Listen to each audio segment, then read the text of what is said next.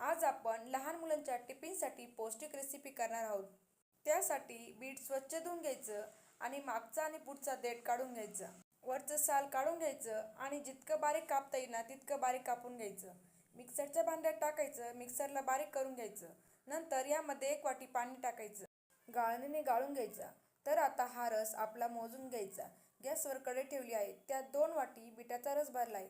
त्यामध्ये चवीप्रमाणे मीठ टाकायचं. 2 वाटी रस भरला त्यासाठी 1 वाटी रवा टाकायचा.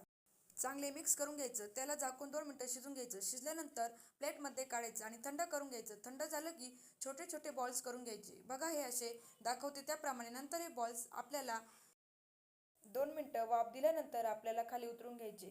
पॅनमध्ये आपल्याला जिरे, मोहरी, कढीपत्ता आणि मुलांच्या आवडीनुसार आपल्याला हिरवी मिरची घालायची.